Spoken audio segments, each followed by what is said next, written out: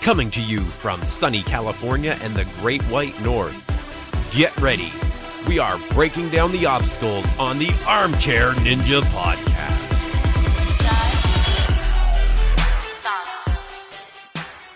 Hello, everyone, and welcome back to the Armchair Ninja Podcast. It is Saturday, November 3rd, 2018. My name is Rich, and joining me to cover the Ultimate Beastmaster Season 3 Semifinals and the American Ninja Warrior Jr. Episode 3 is Bijan. How you making out? That was a mouthful, bro. But it's a little much. Yeah, I'm very excited. I mean, this was a fantastic night for anybody that's a fan of obstacle course racing shows. I mean, we had two amazing episodes, and I am so excited to talk about it, man. This was some good stuff. Yeah, no problems with either one of them. A lot of things changed up with the semifinals on Beastmaster. We'll get into that. Before we get into it, I just gotta say, I know we're gonna do ANW Junior first, but from the offset, I gotta apologize about a lot of the stuff I said about Ultimate Beastmaster. I'm starting to understand the ideology of the changes for Season 3. Doesn't necessarily mean I agree with it, but I at least understand them a little bit more. And I'll go more into that later. Interesting. I'm curious what that is. So before we actually get into the heart of the episodes, actually I want to know, how's the training coming along for Tough Mudder? Oh boy. Well, it's my final week, which means no training whatsoever. You know, for any competition, the final week, I don't do anything. I just let my body heal and be fully prepared for it. So this Sunday, I mean, check out my Instagram, everybody, Bijan151, if you want to see me doing all these obstacles. I don't know. It's probably the least I've ever been prepared for a Tough Mudder, but that said, I'm still fully prepared for a Tough Mudder, if that makes any sense. You know, like I can do it, no problem, but I wish I did more training, but yeah, I injured my shoulder. What can you do? Yeah, so physically, maybe you're not quite there. Mentally, you're all in. Hey, I'm going to do it, man. I'm going to do all of it. It's going to be awesome. I'm super psyched. There's some obstacles that are new where I'm like, there's one called like a cage crawl where basically you simulate drowning, which I'm not too crazy about, but I'm going to do it. And there's a few others where I'm like, oh boy, that looks pretty insane. It's going to be fun. All right. I look forward to it. I've enjoyed seeing your pictures from the previous years. So yeah, that'll be cool. Yeah. So let's get into it here. American Ninja Warrior Jr. And hello to all the parents of American Ninja Warrior Jr. ninjas that are listening in. It was so cool of you to reach out on Facebook. Yeah, what's up, guys? So in this episode, we had very similar. I mean, the courses seem to stay the same. I'm not really minding it as much as I thought, right? It's kind of like there's not a whole lot that changes up except the ninjas themselves, but it's still just as entertaining. Yeah, for me, it's strange. It's there's enough variety by the fact that there's 3 courses, but as you said, every episode, the courses don't change, but that's okay because we have a huge variety of different children competing. And I think that's the key is the storylines and the athletes actually participating on the show. And in particular, I think this was the strongest episode they've had of ANW Junior. I mean, from the previous episodes, there were a lot of good stories and all this cool stuff. But this episode in particular, we had a very, very high threshold of athlete and competitor. Like the technique involved with a lot of the winners of this episode was insane, dude. I was kind of thinking that too. I was like, I think we've seen at least one winner of this whole thing on this episode. We have to be agreeing on the same one, but it's like it's got to be. Yeah. That Sean Arms kid, I think, is 100% going to be the star of this show, if not one of the stars. I think he's somebody to keep an eye out for a long time. And he is the first Ninja Warrior on the show that really gave me vibes of somebody, and I know this is high praise, but I'm not trying to be hyperbolic. He's giving me shades of Drew Dressel, Daniel Gill. Like early on, Daniel Gill, he just came out of nowhere and everybody's like, oh boy, this guy's got something. This kid really has that it factor. I mean, everything involved with not only the look and the attitude, like the way he associates himself with the show, his confidence on it, but the way he goes through these obstacles, he's never scared. He goes throws himself 100% into these with an ease and fluidity that is rarely seen in competitors this young. I mean, it is breathtaking. The kid is 4'5" and can do a 14-foot wall. How is that even possible? Like, I can't even imagine how. I can't imagine. I mean, he's got like the best coach you could possibly ask for, but beyond that, like you said, this kid is amazing. I cannot believe the way he tackles the course. It is only comparable to, like you said, those top ninjas, Drew, Flip, Daniel, when they take the course and you're just like, wow, they're so fluid. They make it look so natural. And that's all you can say about this tiny little, what was he, 9 or 10? I don't know, man. But as you said, he makes it look easy. And that's when you can really tell somebody's special, when they make these incredibly difficult obstacles look like they're nothing. This kid literally could run circles around us all day on this course. They said he had the fastest time they've seen from any age bracket on his first run. Dude, I believe it. Did you see how fast he flew through that? I know. And did you see, and you haven't even mentioned what I thought would be your favorite part, that he's done 3 Spartans.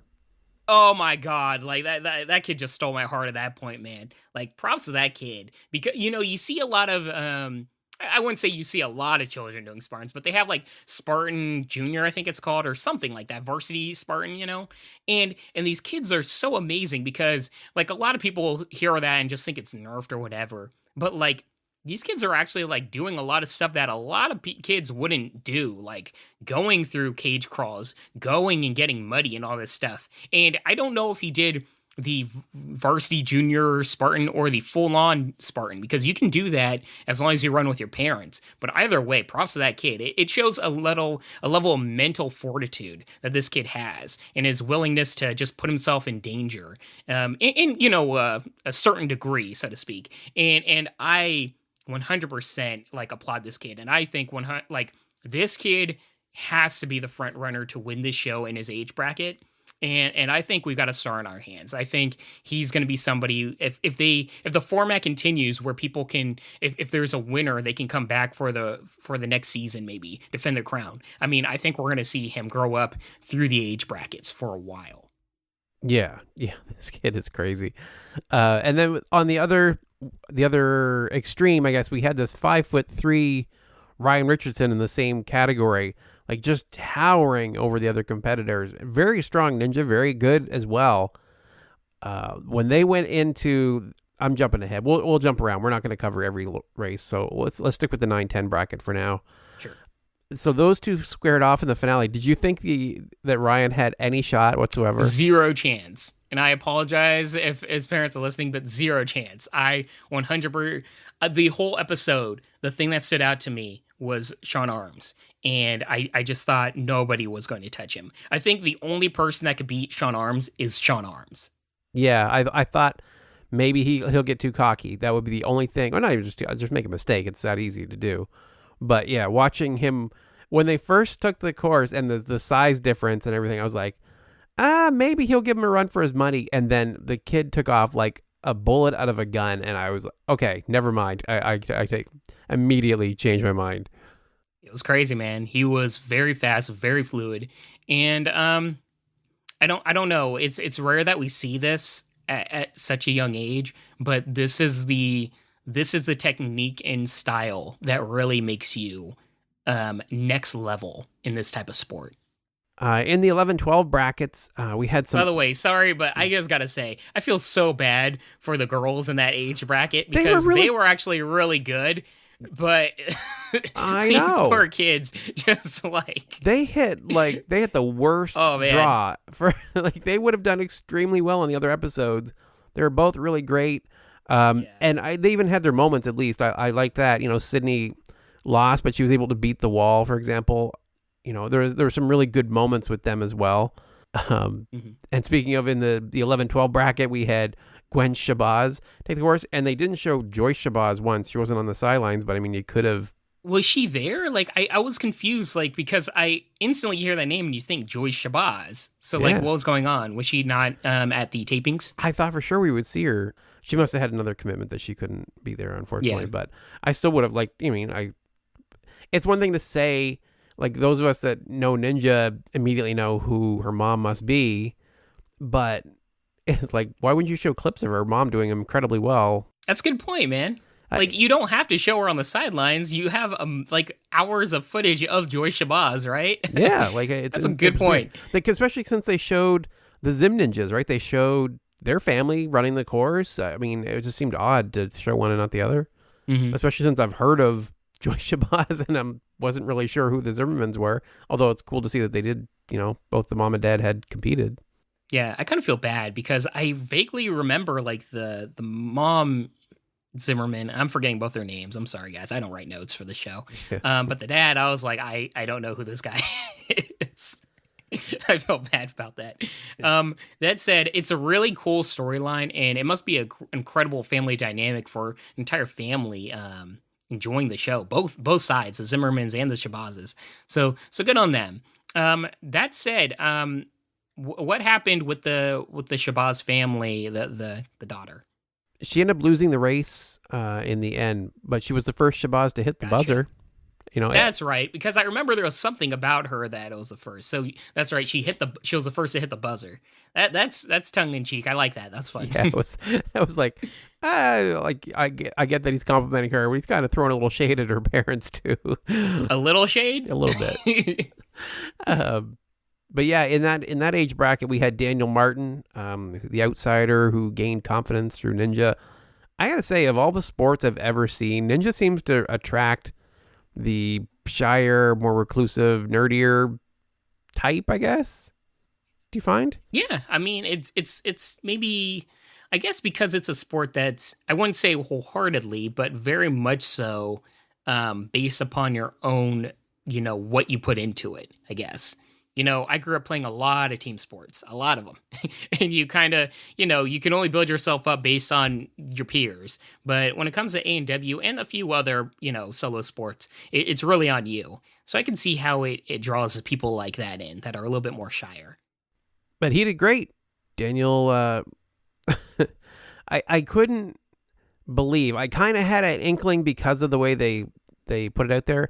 Brett Zimmerman, young kid with the Zim family of ninjas, did extremely well and had a much faster time in the initial rounds. As soon as they showed that, I thought, what's going to happen here? I thought Brett was going to fall early when they showed that. I thought they're setting it up as an underdog story so that when Daniel wins, it's a big thing. He didn't fall. Daniel just went 20 seconds faster than he did on the previous run. It was all heart, man. I mean, that was a really cool storyline. And I didn't really get the heads up in the terms of the editing, but he does have a quality factor to him where you just root for him. And I'm not saying I'm not rooting for any of the other kids, but this kid in particular, I really, really wanted him to do well.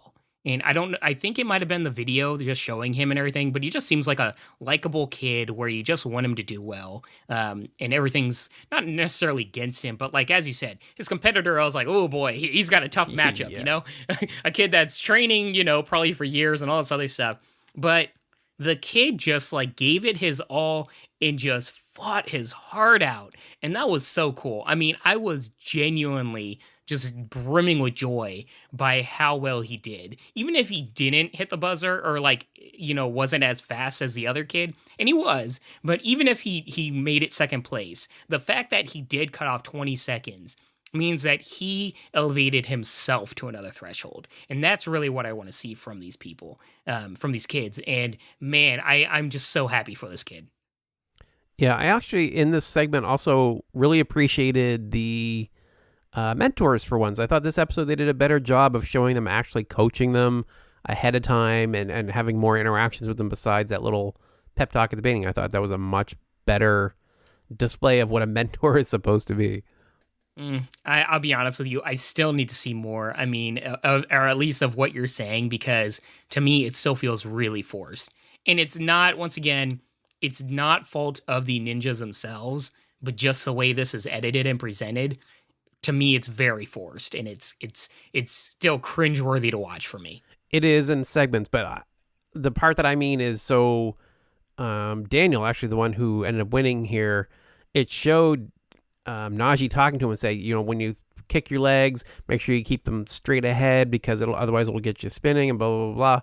And then they cut to him in the interview afterwards, and he said, I followed Najee's advice, and I was able to, keep my legs straight and blah, blah, blah, blah. So they definitely did a good job, I thought, of tying it together in that one moment, at least through the episode. Yeah, very good point. That was a nice moment.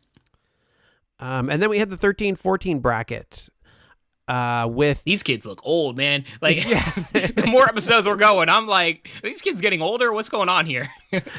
And they made me cry. They didn't get me last week. They got me this week with Charlie Derringer, the gymnast with alopecia, meeting Kevin Bull. That was it. I lost it. They got you, man. Huh? Yeah. Man, Rich the old softy over here. Can't help it. No, I fully understand.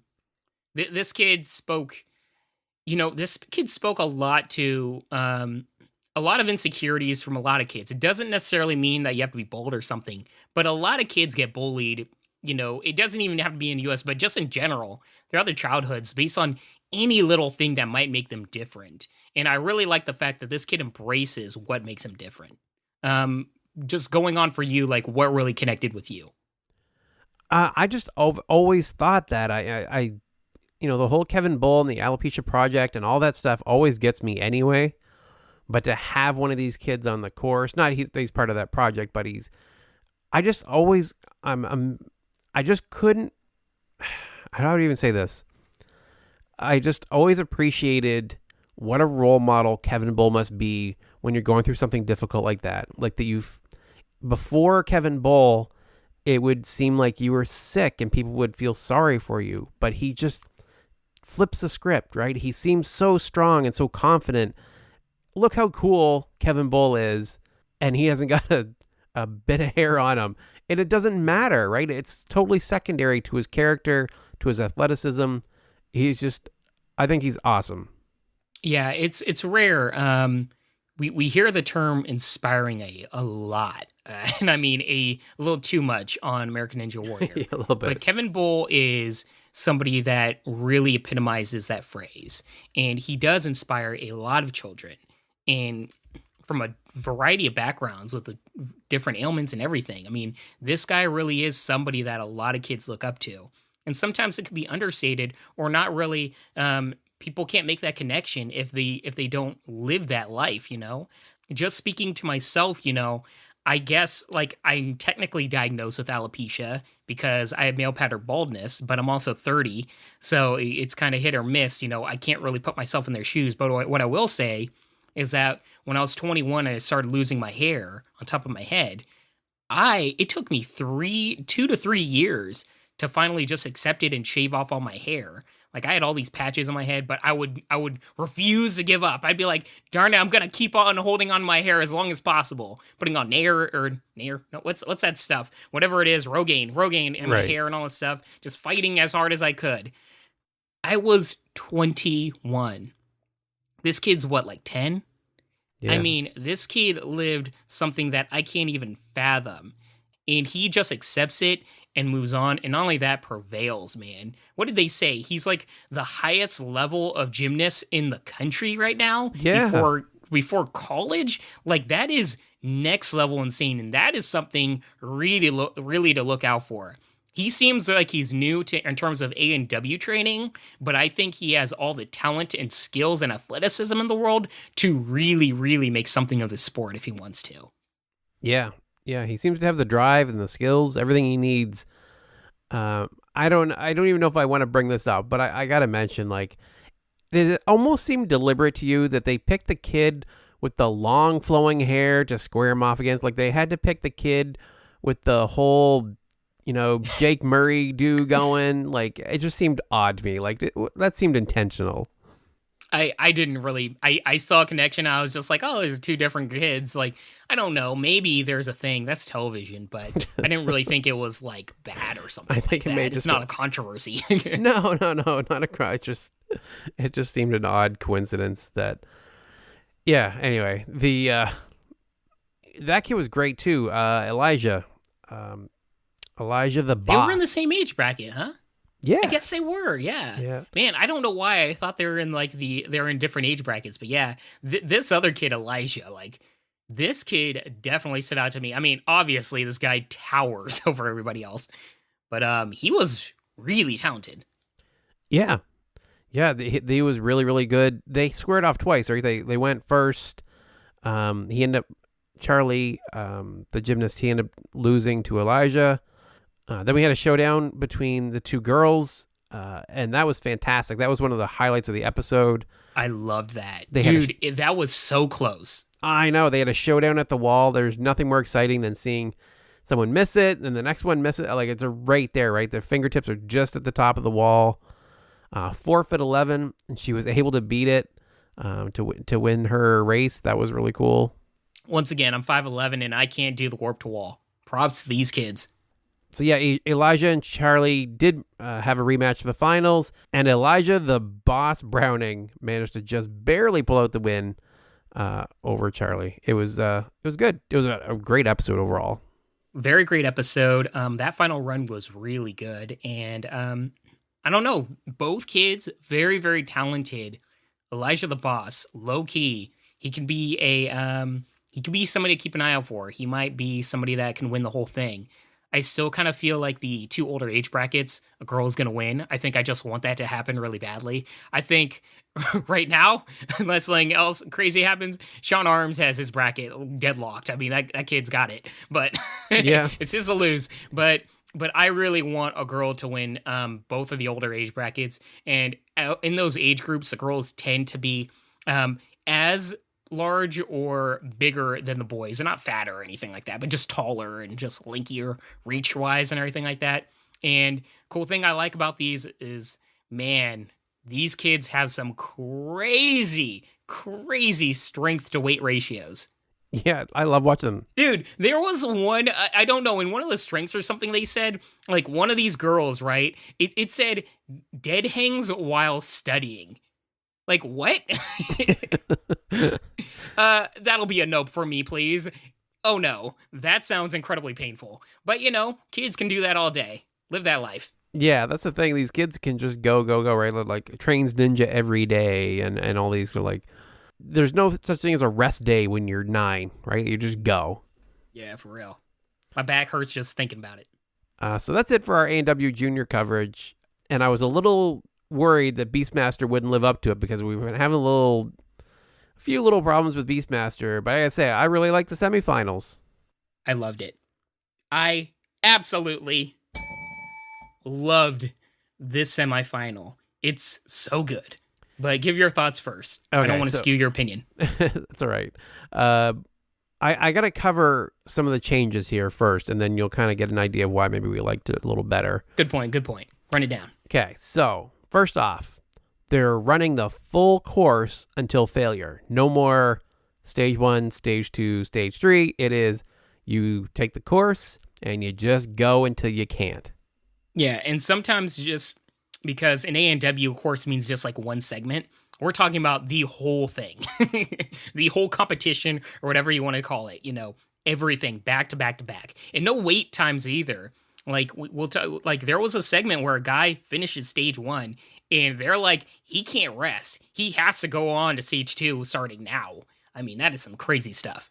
Yeah, I get the impression there must be some kind of a little rest there. Maybe not like much, maybe a minute or something, but yeah. I'm pretty sure they have a time limit per obstacle where it's like you get a minute or so. Yeah. But really interesting. Imagine, for those that haven't watched this show, imagine that being the thing in Vegas, right? They just take the course and, see if you can make it up to the top of Mount Madurayama. Good luck to you. Just go. Interesting. Yeah. And, a lot of A&W, like Ninja Warriors, tend to sometimes talk trash about Ultimate Beastmaster being like, oh, blah, blah, blah, I can do this and all stuff. I'm like, first of all, calm down.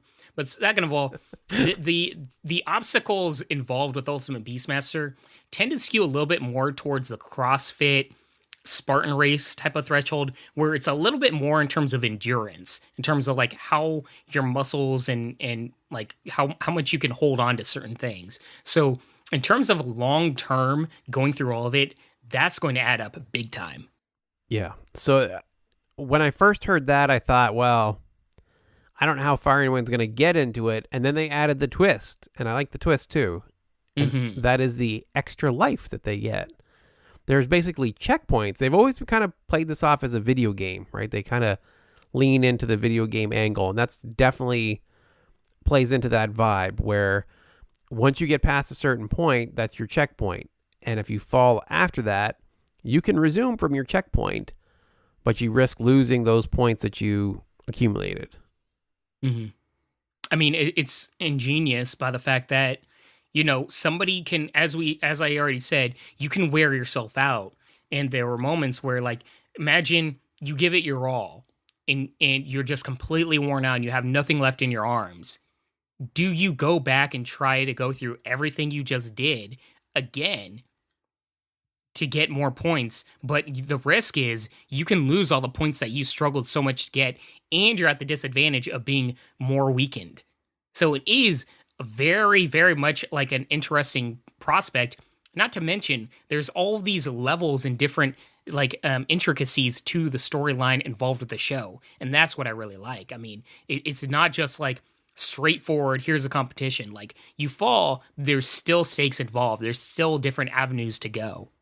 Yeah, I'm a little torn on I don't know, it's a weird game they're now playing, and it's kind of rolls back to the earlier episodes too. Like, do you push on? Do you hold off? I like it and I don't. I can see how it might go wrong. This episode worked pretty good, right? Where we had some interesting ones where it's like, wow, do you continue on or do you stop? Right? How far is far enough? Can you push yourself to go better than you just did? We only really had one person opt out of continuing on without using their extra life. That was James Drake from USA. What did you think of that decision? Oh, I'm gonna say a lot more about that in a bit. I got a hot take. All right, but I don't want to spoil that one because I think it might lead to a different discussion. But just right off the bat, why don't you expound on, like, what do you mean in terms of, like, some things that you're worried about in terms of this twist? I just want to know, like, what do you see that might be a problem? It's not so much the twist, just the overall layout and everything. It really gives some weird advantages. Like, running late again, like, even more exaggerated than we had in the quarterfinals and stuff. Like, in this episode, people just weren't making it to the mag wall and stuff, right? So if the performances were stronger, if they were all going deeper, as long as you knew you get past the third, as long as you knew that you were past three people, just jump off. Why even keep going, right? So if let's say, the person that did really well, or Max Sprenger, even the guy that made it to level 2, if he was the fourth person to run and the other people all fell on level 1, well, then just why do level 2? I mean, I get that, but it's one of those things where I have to imagine I'd have to look back, but maybe it's something where their placement in terms of, like, how they ran was based upon how well, like, how many points they got in total, or about, like, on third stage or whatever, in their own, like, episodes. Maybe it's based upon that. If there's, and I don't know this, but if there's some placement in terms of, like, earning your place in terms of how you run, then I'm cool with it. Yeah, if they called that out, that would save it for me. Like, even if it carried only into the finals, right? So in the final rounds, your accumulated points determines your order of running. It's worth getting as many points as you can. Mm-hmm.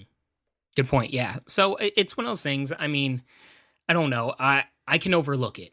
And it brings me to one thing that I want to say. Actually, before I even get into that, Rich, before I get into what, like, everything how I feel, right. You broke down everything about the show. What are your thoughts overall in terms of the semifinals?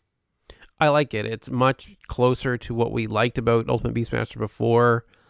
It's a unique perspective by having them just go until they can't go anymore. Kind of hits on what I originally thought the Beast was going to be like. I didn't expect kind of the stages and other things that came with it. So yeah, overall, I like it a lot. I think it's better. I worry, like, the worry that I just had wasn't a factor in this particular episode. It could be. Because of the way it's laid out, it could be a problem later. But as far as this episode goes, it was all good.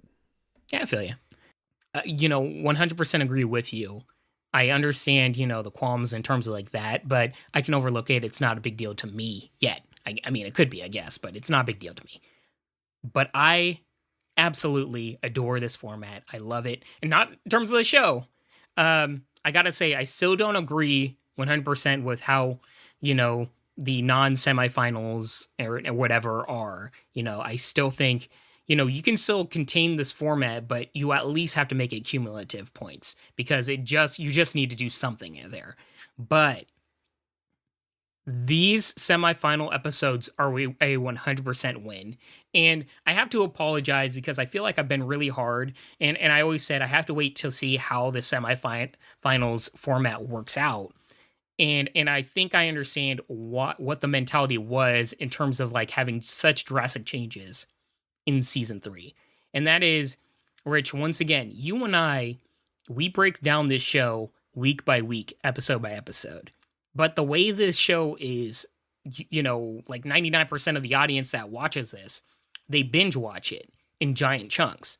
And if you look at it from that scenario, the first 2 seasons, it is 9 episodes of somebody just binge watching the same format of a show over and over and over again, culminating into 1 single hour episode of a finals. So I think this format works a little bit better in terms of a binge watching audience, in terms of the format of Netflix, and the fact that somebody at home can watch episodes 1, 2, 3, and 4 in a 4-hour chunk, and that culminates into 1 little special, kind of like a Sasuke or something like that, where they get 3 episodes of a build-up, it's self-contained with their own storylines and everything, and it goes straight into these competitors that you just watched with their storylines, and them, being the champions of their episodes, all competing against each other in this semifinal. They go back to the storylines that they had. They make the semifinal very much a sports-like thing. Like the entire episode, the stakes were incredibly high. It wasn't goofy at all. We got really very little of the hosts compared to previous episodes. It was all very serious. Everybody had their game face on. And they're all like, I just want to represent for my family. I want to represent for my country, blah, blah, blah, right? And we already know their stories. We're already rooting for certain people. And then it just has this incredibly insane, momentous obstacle course in front of them where they have to go through all of it. And I'll get into it later, but we saw some of the greatest, and I'm not trying to be hyperbolic, but I have to say some of the greatest runs I've seen in any of the obstacle course competition shows that I've ever watched. I mean, some of the things that I saw on this episode was absolutely amazing. And something that, some of these competitors should be really proud of. And once again, you don't get this type of stuff unless you push the envelope, unless you push, yourself. And at least in this episode, we got that. So overall, it was a huge, huge thumbs up. And I think I understand the mentality of like, hey, people can watch 4 self-contained episodes in one chunk, then another 4 self-contained episodes in another chunk, and then go on to the finals watching it that way. That works a lot better with the binge watching, format rather than watching 9 episodes back to back to back. And I can see at a certain point people getting a little tired of it. Well, I found we had the problem last year, especially the way we watched it. But even if you were binge watching, by the time it rolls around, you forget who people are. We haven't had to wait a long time between these episodes, right? Only in the past 2 weeks. And it makes a difference, right? Weren't you rooting for that guy from Britain with the covered in the tattoos? It helps. We just saw him. I guarantee you, if it was episode 9, I would be like, I remember that guy based on his look, but I don't really know him. Dude, I sure remembered him. Yeah, and I vaguely remembered the guy from Australia, and I will never forget him now because that dude stole the entire show. Mozzie. Yeah. That's the run. I know that is the one you're talking about. Yeah. That guy's run, and it's so crazy that you watch it go from. It's not like one level, and then kind of cut back and forth. It's like he just goes and he just goes and goes and goes. Like I don't know if I want to get into that one yet. Let's touch on some of the other ones, I guess, and then we'll end with that one because that warrants special attention. That was a highlight of the show, and highlight one, like if we did a Stage 5 Ninja Awards and it contained all the shows that we cover, I mean, this would 100% be a contender for Run of the Year. And I'm not joking about that, like legit. It was so good. And if you're listening and you don't watch Ultimate Beastmaster, please go out of your way just to see this one run. But yeah, let's continue. Yeah, so that would be, again, episode 4. And somewhere around the midpoint. You're looking for the Australian dude, Jayden Irving, call him Mozzie. But until we'll go back to him. That's our teaser for that. Besides him, I liked some of the runs, but nothing was really pulling me in at first. His was one that really got hold of me. Really, I kind of liked the first run. I thought the first run was engrossing. I forget the guy's name, but he got pretty far. Yeah, he did okay. And I felt like the first run where the guy kind of struggled in the first stage. And once again, I want to make it clear because this format actually reminds me a lot of American Ninja Warrior. Kind of like the difference between like the first 3 episodes might be the city qualifiers, where this format's maybe the city finals, where it's a familiar course, but it's a way harder. And in the city finals, we don't necessarily see a whole lot of people that should be making it to the final obstacle, making it to that final obstacle. And it's similar to this, where it's like, you know, a lot of these competitors were struggling on stage 1, but that's okay. Stage 1 is different in this episode, and stage 1 has never been easy. It's never been something where, due to the format of the show, not many people complete stage 1. And they still make it on to stage 2. In this format, you have to complete everything. So the stakes are really high, where you have to be perfect. And it just makes it all that more daunting when somebody does complete stage 1 and moves on to stage 2. It's one of those things where your heart's beating and you're like, oh my God, let's go, son. Let's go. It's like, it'd be the equivalent of somebody completing the wingnuts in stage 2 of American Ninja Warrior Finals. It's like that giant wall that everybody's been hitting against. Somebody got past it. And now we're seeing what else they can do. Yeah. And that giant wall was named Breakneck, the spinning crazy obstacle that they stuck in level 1. Oh my God, I love this. Dude, when you saw that, what were your thoughts? Did you think it would be easy or what? I loved just about everything about it. It was weird. For those that didn't see it or forget, because it's been a couple months for you, there are handholds hanging down, say, I don't know, about 8 or 10 per circle, right? Go just spinning. But they're spinning. They're spinning, and there's 3 different sets of them. So you have to kind of grab one that's spinning, make your way to the next ones that are spinning, and it's just like an ongoing thing. And some of them sink down, and I love that you have no way of knowing which ones. It's not like it's my favorite thing about the obstacle. And maybe it's not that big of a deal, but it seemed so cool to me. Because when you look at Rope Jungle and other things on A&W that are like that, you know which ones are going to drop, right? You pick your path through watching other ninjas do it. This is spinning. You have no idea when you grab it if it's going to sink or not. I think that's genius. Yeah, and it's not even fair to say that it sinks. Like they're all hidden, right, based on like the roofing of these holds. But it's almost like a bungee. It's almost spring-like, where it like when you grab it, it goes down, but it springs where it doesn't just go down and it hits. It goes down and it like bounces, where it's like a bungee cord or something like that. And that is so much more taxing on your arms. And the fact that you don't know. I mean, all the intangibles with it really offsets a lot of what you might be trying to do. Hey, your brain might already be moving on to that next obstacle, but if your handhold just drops from under you and starts bouncing, all of that weight starts to go to your hand, and you have to catch yourself and then try to go on to the next segment, all the while you're spinning. I mean, it's hard to describe, but when you see it, you know there is so much complexity to this obstacle, and I love it.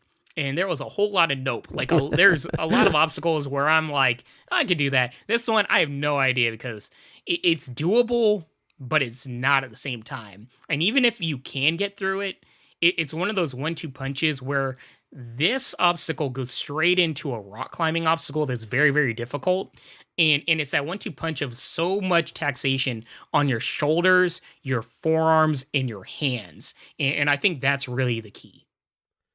I can't help but think that the the dismount from that thing to the mag wall is just mean, right? Like you got to launch yourself at the wall and catch yourself. Like, I don't know. It never really hit me before. I don't know, from watching so much A&W and looking at the Ultimate Cliffhanger and stuff, I didn't really give it much thought. But this episode showed how hard that can be. And then I felt really bad for all the competitors trying to do it. Yeah, it always looked difficult. And I don't know. I feel like the mag wall, or as he said, that transition, it's one of those things where it's probably so much more difficult doing it in person than it is even to watch it. Yeah. Yeah, I would bet. The pressure of it, right? On top of everything else, you're racing, they're falling behind you, cameras are going, the clock is ticking. It's just, yeah, it's got to be a lot. Yeah. And don't forget gravity. I mean, it's a low-key thing, but they are very, very high up. And a lot of those obstacles where you're holding yourself up, a lot more difficult when you're super far up in the air. Fair enough. I don't understand what happened with Kiha Durev, the scared face guy. We're going straight into the... Are you talking about the second to last guy? Yeah. I'm just jumping around a little bit. I'm just trying to figure out who else stood out to me, because that dude... He looked terrified. I thought he had it. He looked, especially when he got his extra life, and he looked like intense, like, all right, I'm going to do this, briefly. And then, he fell again, missing the mag wall, missing that transition. I really didn't see that for him. Of all the things he could struggle with, that didn't seem like the one. When they showed his video segment, I felt good about the guy. As soon as the guy was on the course, I was like, this guy is DOA. We've said time and time again, but this stuff is 50% mental. You have to mentally be there, knowing what you're doing. And maybe it could just be a look on his face, but it was the way he was going gingerly through all these obstacles also made me believe that the pressure was getting to him. Now, I wasn't, like, I'm not in his head. Maybe it could all just be, the visual aspect. But from everything I was seeing, he was his own worst enemy this episode. Yeah. Other than him, who would you like to bring up? Is there any competitors before we do the big finale guy? Who do you want to talk? It is time for the hot take. Hot take, everybody. The USA guy, what's his name? James Drake. I mean, he seems like a nice guy, lovely family and everything. I could not tell you what it was or why it was, but I did not care for this guy. And I feel really bad saying it. But, like, it's not the video package. I really can't speak to what it was, but I was actively rooting against this guy. And not necessarily, like, when he was running, but, like, he runs the course, and maybe it was this, that he was the one guy that elected not to go. I know that's what it was. He failed on the first stage, and he just decides to not run the course. Now, that's the correct decision for him. If I was in his shoes, I would do the same, because he said he's not a rock climber. His arms were worn out. So he knew, like, you're the best person that knows your body well. He knew at that point that he wasn't going to get any further, and he couldn't complete that mag wall. Understand. But something about that really rubbed me the wrong way. But it really, like, I agree with his decision. I don't know if it was his face. I don't know. Like, I hate your face. But no, like, I couldn't tell you what it was, Rich. But maybe it was just the way he was presented on the show, where, because this was the American version of broadcast, I was supposed to be happy for the two Great Britain guys, not prevailing and for him to make it into the finals. But, like, I don't know. I liked the Great Britain guys more than this guy. And once again, he seems like a nice guy, but I didn't care for him. I wasn't rooting for him. I honestly was rooting against him at certain points. But the show portrayed him as, like, the guy we were supposed to be all happy for. And I really didn't have that connection. I feel bad saying it. I feel like, a jerk. But I'm just saying, that was the one where the way the show presented somebody and the way I felt were completely at odds. I get that. I liked him. I thought he was fine. Seems like a nice guy. I don't want to say I hate him or yeah, anything. He totally does. It's not that. Well, I think it's like, do you have that the person you went to high school with that's doing really well in life, where they're, you see their Facebook feed and you're just like, do you do anything wrong? Like, you're just almost too perfect. I feel like maybe that's what it is with him. I mean, he is definitely not living a life that I want to live or anything. I'm just saying. I'm doing missionary work, and he's got the, 2.5 kids or however many kids he's got and all that stuff. He just got it all kind of going. I don't know. I didn't begrudge him. Like you said, I think it is that decision. And I thought the exact same thing. I'm like, you could tell by the way he did the course. That's as far as he's getting. I don't think he was going to beat it. Yeah, 100%. He was not completing that. Yeah, strategically, that was the right decision. But do we want strategic on this show, I guess? And that's kind of where I think it hits the sore point. It is a strategic decision instead of I'm going to take down the beast, right? It's not like we saw with some of these other competitors where it's like, I don't care if I break every bone in my body, this beast is going down. And we didn't get that from him. I mean, it could be that. I mean, there's different. I guess it's a culmination of a variety of different things that just made me not care for him. And it's completely.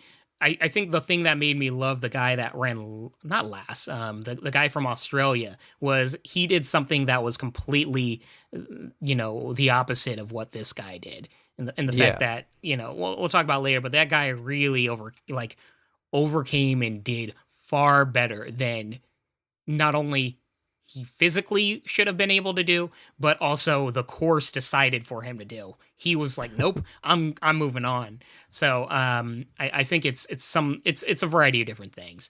It's killing me not to talk about that guy. So we gotta wrap it up here. But I gotta say, last but not least, the final guy, the guy covered in tattoos.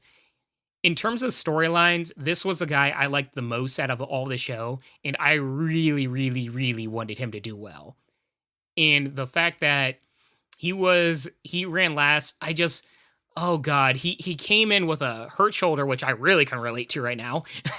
And, most of stage one is really dependent on how well you can hold on to yourself by one arm, in particular that two handhold obstacle. I forget the name of it, but I don't know, man. He had some of the most compelling run. He had an incredibly compelling run also. He did.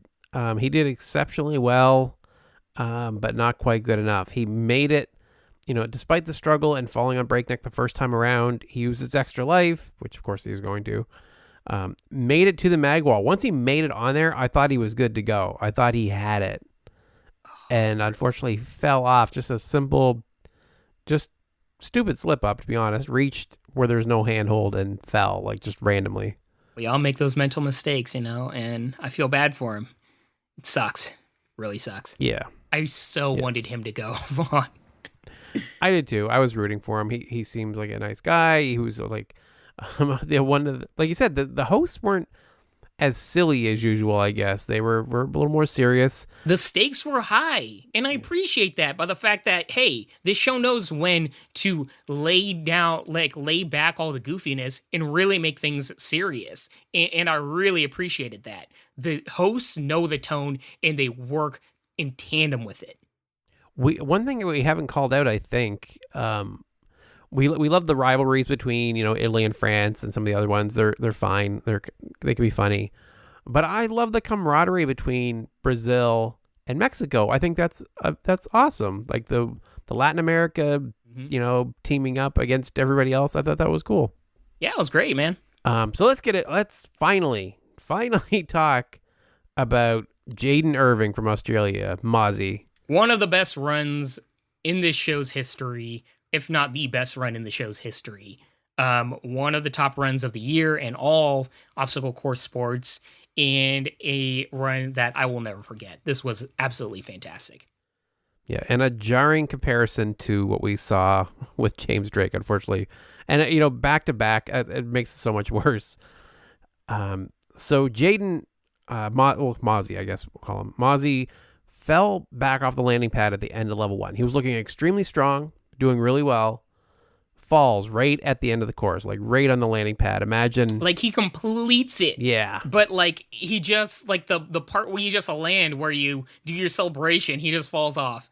Like, that has got to be the worst. It's the equivalent of the guy that completes that, like, completes a obstacle, this really hard obstacle on A&W, but the foot taps the water. Same idea, yeah.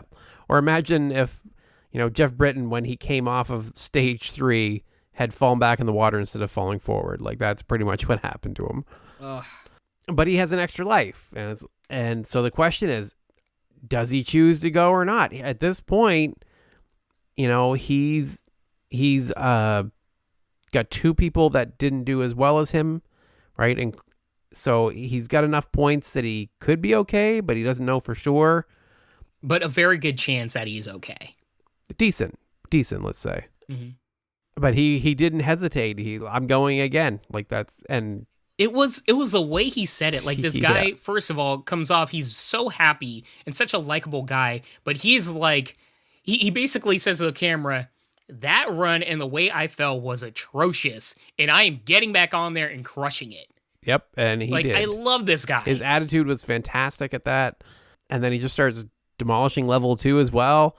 Hurt his hamstring coming off the treadmills, though, and it looked like it really hurt him. And I was like, oh boy, that's going to make things a little tougher.